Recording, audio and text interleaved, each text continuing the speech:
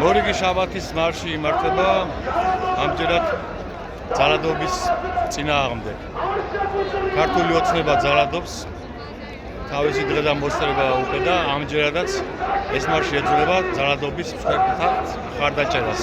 ყოველ პატიმრებს, ყველა ადამიანებს.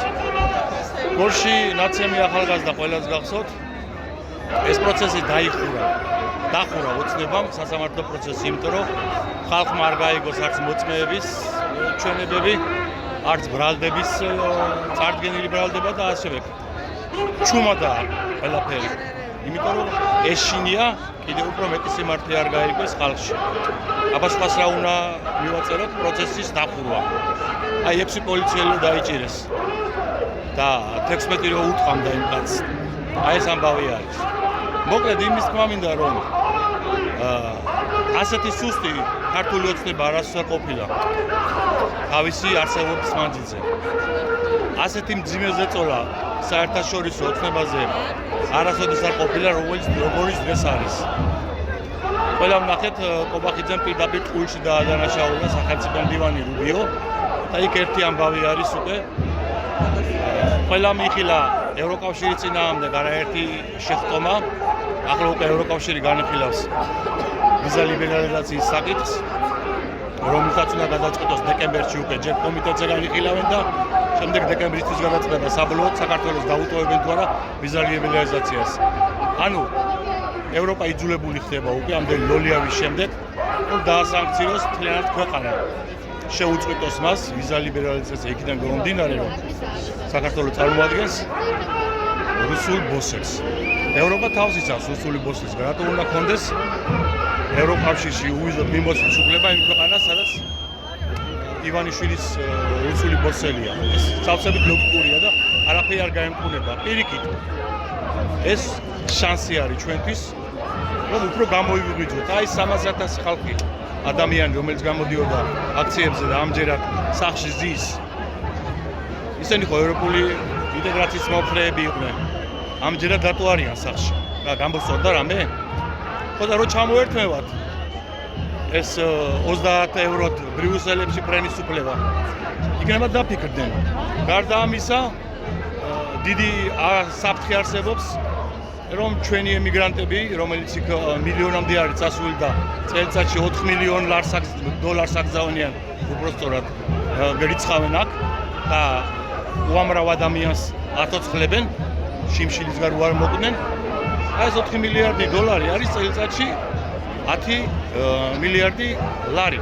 ჩვენი ბიუჯეტი კიდევ ერთხელ ვიმეორებ, ვინც არის 25 მილიარდი ლარი, ანუ ჩვენი ბიუჯეტის 40%-ს ამისტოლ ფას და ფულს ჩვენი ემიგრანტები რიცხავენ იქიდან და ხო და ვიზა ლიბერალიზაციის შეწყვეტის შემდეგ დიდი ალბათობით ეს ფული შეწყდება, იმიტომ რომ ჩვენ ემიგრანტებს გაუჭირდებათ იქ ყოფნა და მათი ოჯახის წევრები არ მიიღებენ ამ ფულს, რომელთაც ლაღობენ დღეს და არც იმჩნევენ აი ამ პროტესტს სამშობლოს დაკარგვას პირდაპირ მნიშვნელობით, ხო? ხო და ალბათ შეიმჩნევენ, ხო? მაინდა-მაინც უნდა მოგშივდეს და მთლიანად უნდა გაუბედურდე, რომ მიხდე საცხოვრობ და ვისთან ცხოვრობ და ვისი რეჟიმის ქვეშ ცხოვრობ.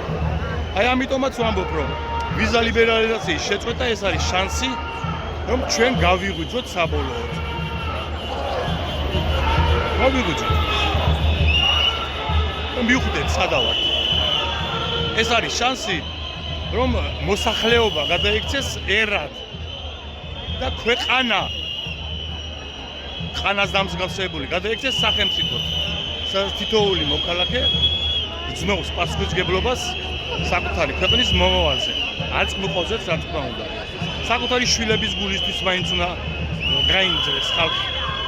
იმიტომ რომ ამ ხალხს აქ რო დგას და რო დაიარება უკვე აპროტესტებს 550 დღეა და მეტია.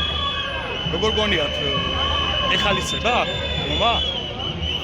აი პირდაპირ ჩემზე ვიტყვი, მე ძალიან მეხალისება ეს ქუჩა სიარული, გასაგებია, დამის 40 წელი ასე ვარ, ყველა ხელისუფლების დროს, ყველა რეჟიმის დროს, მაგრამ ხო უნდა მივახციოთ ერთხელ და სამუდამოდ, აგერ ხვალ ფაშინიანის პარტია გაიმარჯვებს სომხეთში. და კიდევ ერთი დიდი ლურსმანი ჩაერტყება რუსულ კუბოს კავკასიაში. აი ხედავთ მანქანების ზარები და საყვირები როგორ გასამებია ხალხს. და აქედან გამომდინარე ჩვენ მივიღებთ კიდევ უფრო დასუსტებულ რუსეთს. ხვალინდელი სომხეთის საპარლამენტო არჩევნების შემდეგ. ჩვენ მივიღებთ კიდევ უფრო დასუსტებულ ქართულ ოცნებას. ამ რეჟიმს, რომელსაც ძალიან არ უნდა პირდაპირ გაგებით და პირდაპირ მნიშვნელობით პაშინიანის გამარჯვება.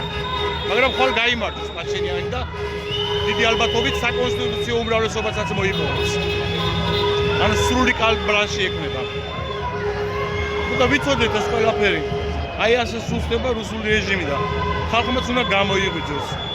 აგერ 11 ივნის, ანუ რამდენიმე დღეში ლუქსემბურგში შეიკრიბებიან ევროკავშირის საგარეო საქმეთა მინისტრები და მოლდოვასთან და უკრაინასთან დაიწყებენ გაწევრიანების მოლაპარაკების პროცესს. აი იქ სადაც ჩვენც უნდა ყოფილიყავით, რო არა ეს მურდალი ხოძბანდა, რომელმაც შეწყვიტა ევროინტეგრაცია, ხო? და პლუს ამას თითოეულ მოლდოვასაც და უკრაინასაც 3 მილიარდ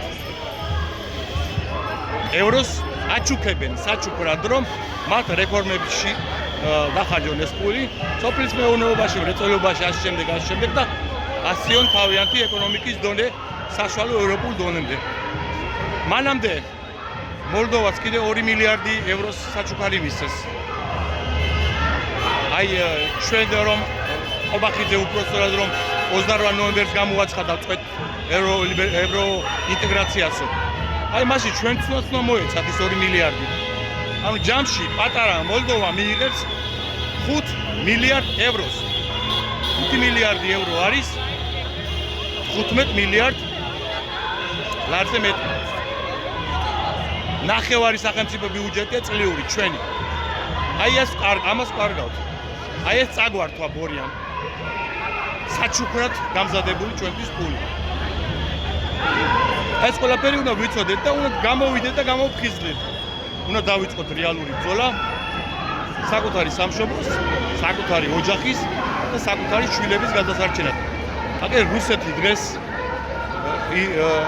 გამოცხადდა, რომ 12 წლის ბავშვებს აძლევს სამუშაოს ნებართვას. 12 წლის ბავშვებს ამუშავებენ უკვე იმიტომ, რომ სამუშაო ძალა აღარ ყოფილით. ეს ხო იმაზე მეტყველებს, რომ რუსულ უბდოს დედა აღარ აღავს. მოსკოვის და პეტერბურგის ყოველდღიური დაბომბვაც ხო იმაზე მეტყველებს, რომ პუტინი ხუილო არის და უკრაინა ომს უგებს.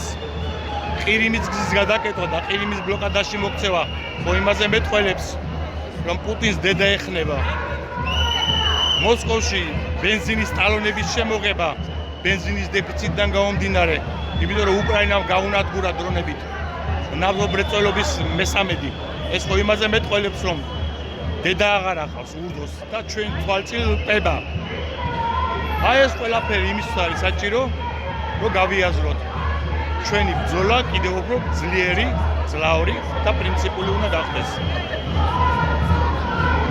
მოძალადე კოც რეჟიმის, რუსული კოც რეჟიმის აქედან გასაგველა და სამშობლოს გადასარჩენად ძალიან მარტივია. მიხარეთ და იმრავლეთ. გაავრცელეთ ეს ვიდეო, ბევრმა ადამიანმა ნახოს. ბრძოლა ბოლომდე.